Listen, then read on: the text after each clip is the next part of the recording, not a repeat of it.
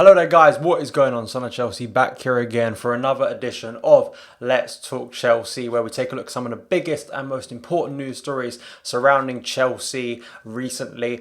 Before we get into the video, I just want to give a shout out to two of my articles that I wrote for the Chelsea Echo concerning Frank Lampard and his positive effect at the club since arriving as manager, and as Bakayoko and why his time at fullback for Chelsea is running out. So definitely go and check out those articles in the link below, and also check out all the articles on the Chelsea Echo, really good site.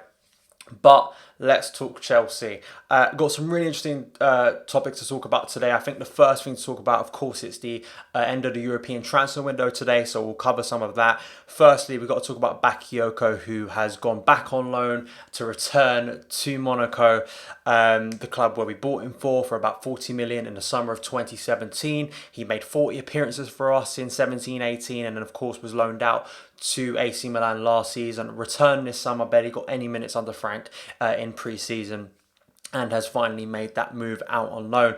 I think with Bakayoko, I don't feel as harsh towards Bakayoko as maybe some do. I feel that he was unlucky. I know he had injuries when he came to Chelsea. I don't think he had a full pre-season with Chelsea, if I remember rightly. He had a knee injury.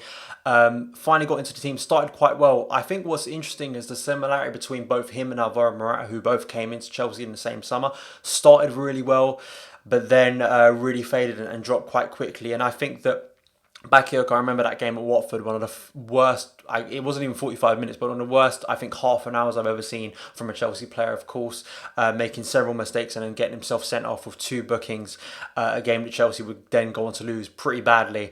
And it's unfortunate for Bakayoko because he had that injury and then he came back at the end of that season under Conte and looked pretty good. I remember him having a good game in the FA Cup final, which we won against Manchester United.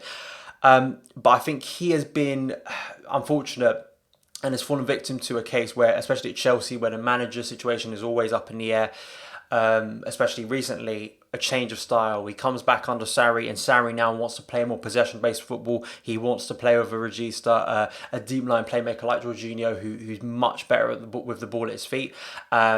And Frank clearly is the same, and that's the way the game is going at the moment. So a player like Bakayoko just isn't really the fit for a top club like Chelsea anymore.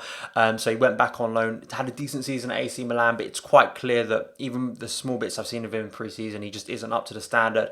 And we'll go back to Monaco. We probably will feel at home, slower league, probably familiar surroundings, and I hope for his sake he's able to get his career back on track. But let me know your opinions on Bakayoko. Do you feel unfortunate for him? Do you think he could have had a chance at Chelsea? Should we have kept him? Let me know in the comments below. The next story is one that I hate talking about because once again it's cropped up again in recent weeks and recent days that has really put a stain on the start of this season, and of course it is the racist abuse over social media towards black players.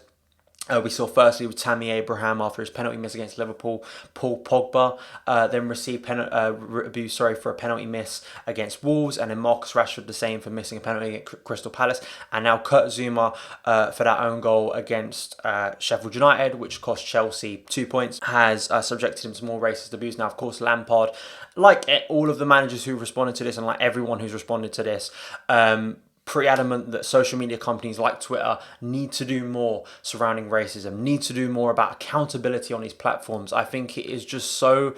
That's the difference between... We saw racism towards Lukaku in the stands in Serie A last night. The difference with social media is the fact that you can go on there, create an account, not even put your real name, not even have your profile picture as your own.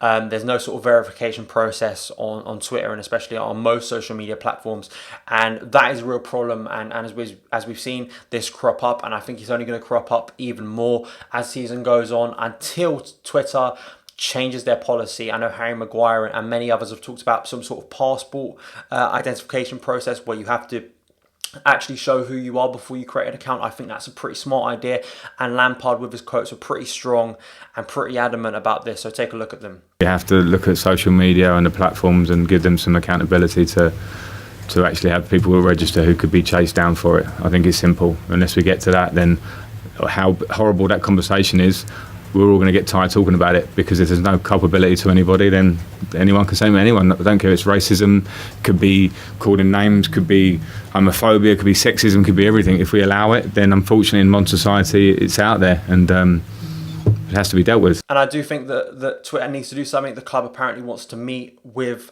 Twitter and the social media accounts to try and find a solution, as well as the Premier League and many other clubs within the league who are going to suffer from this. And as I say, it's just a stain on football, isn't it? It's just so frustrating and infuriating and despicable that in 2019 we're still having these problems, and it just puts the game back every time something like this happens. But it needs to be rectified, it needs to be challenged anywhere it is, and fans need to be united behind it, and people within football need to be united behind it to stop racism, to keep moving our game backwards and move it forward into the direction it should be, where players of any race aren't subjected to this level of abuse after a game. Now, before I get into next stories, make sure to hit that subscribe button and also the notification bell to never miss an upload. Also, give the video a like if you are enjoying it. The next story is about transfers. Batshuayi, of course, has been linked away as he hasn't got much minutes under Lampard at the start of this season. He was rumoured to be going to Napoli. Apparently, Chelsea offered him to Napoli.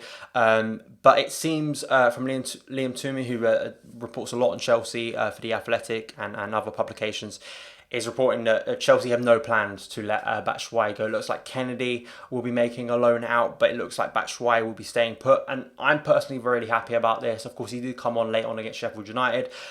I really like the idea of having 3 strikers. I don't know why in recent years the policy, it seems to be that we stick with 2 strikers.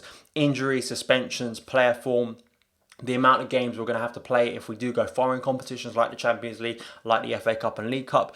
I just think it's better to have a variety of solutions, especially for Frank this season, to have solutions on the bench to go to, like Batshuayi.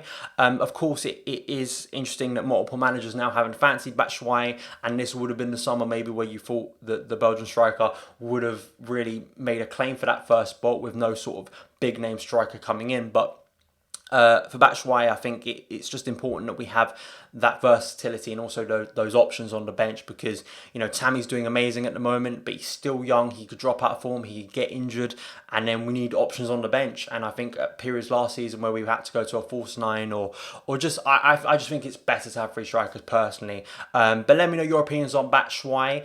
Do you think he should be kept? Do you think he can break into the team at all this season? He has scored goals for the development side, and of course did get those minutes. Do you think he can make an impact this season? Let me know in the comments.